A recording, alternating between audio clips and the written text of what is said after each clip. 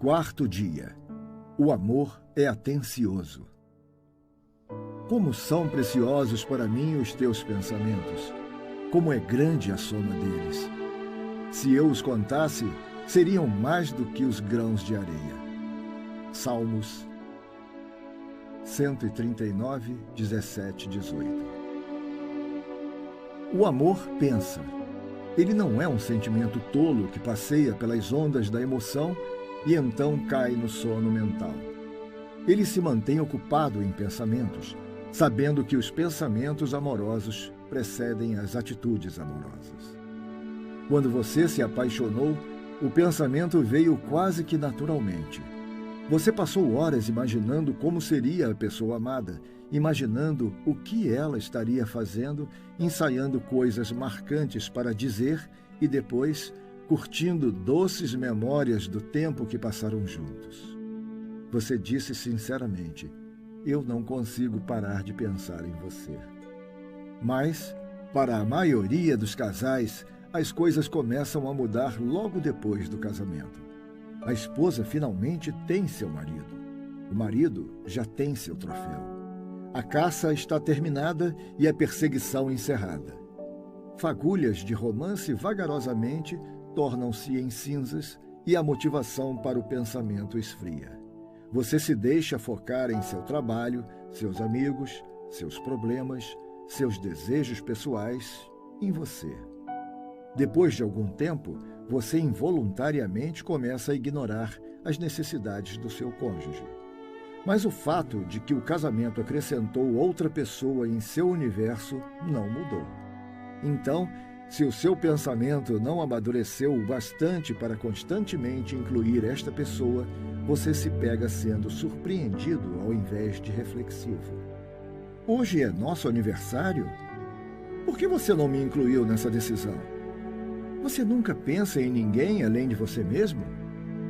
Se você não aprender a ser reflexivo, acabará se arrependendo por ter perdido oportunidades de demonstrar amor. A falta de atenção é um inimigo silencioso para um relacionamento amoroso. Sejamos honestos.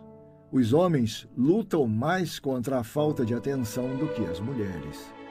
O homem tem a capacidade de focar em apenas uma coisa, como um laser, e esquecer do resto do mundo. Enquanto isto pode beneficiá-lo naquela área específica, pode também fazê-lo ignorar outras coisas que precisam de sua atenção. A mulher, por outro lado, é mais multiconsciente, capaz de manter-se incrivelmente atenta a vários fatos ao mesmo tempo.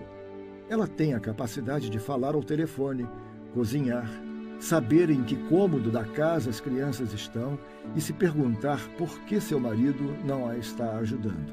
Tudo simultaneamente. Além disso, a mulher também pensa no coletivo. Quando ela se envolve em algum trabalho específico, fica a par de todas as pessoas que de alguma forma estão ligadas a ele. Essas duas tendências são exemplos de como Deus projetou as mulheres para completarem os seus maridos. Como Deus disse na criação: não é bom que o homem esteja só. Farei para ele alguém que o auxilie e o corresponda. Gênesis 2:18. Porém, essas diferenças também criam oportunidades para o desentendimento. Homens, por exemplo, tendem a pensar de forma objetiva e a dizer exatamente o que querem dizer. Não é preciso mais nada para compreender a mensagem. Suas palavras são mais literais e não devem ser analisadas além do que foi dito. Mas as mulheres falam e pensam nas entrelinhas. Elas têm a tendência de fazer insinuações. Um homem precisa ouvir também o que está implícito se quiser obter o significado completo do que uma mulher diz. Se um casal não tem essa compreensão um do outro, isso pode resultar em desentendimentos sem fim. Ele fica frustrado tentando entender por que ela fala em enigmas ao invés de falar de uma vez o que quer. Ela fica frustrada tentando entender por que ele é tão desatento e não soma 2 mais 2 para compreender o que ela diz. Uma mulher deseja profundamente que seu marido seja atencioso e reflexivo. Essa é uma das chaves que a ajuda a sentir-se amada. Quando ela fala, o homem sábio ouve como um detetive para descobrir as necessidades e desejos implícitos em suas palavras. Contudo, se ela sempre tem que juntar as peças, ele perde a oportunidade de demonstrar que a ama. Isto também explica por que as mulheres ficam chateadas com seus maridos sem dizer a eles o porquê.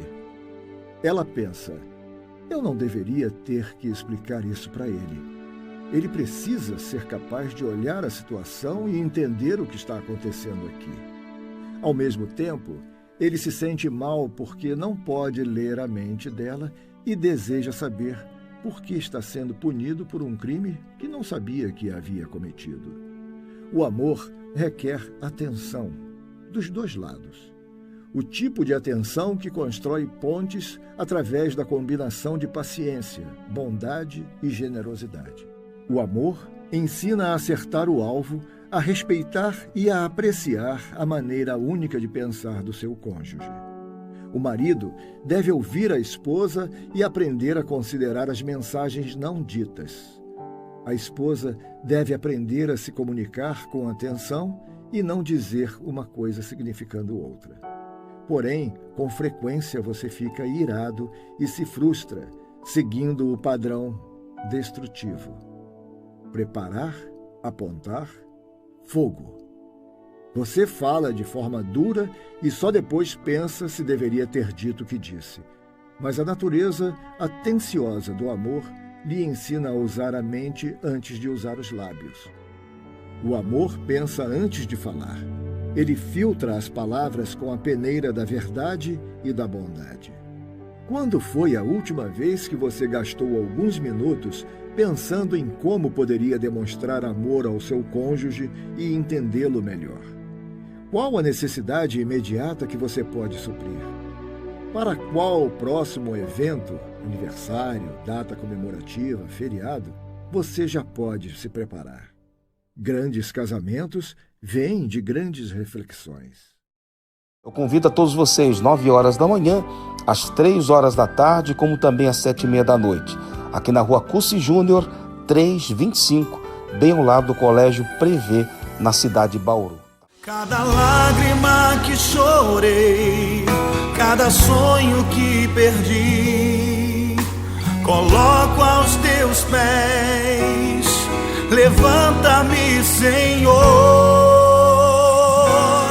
Eu confio em ti, nada poderá me afastar de ti. Tu és a minha fonte, meu sustento, meu amigo fiel. Eu confio em ti, nada poderá me afastar de ti. Em todo tempo eu sei que estás comigo.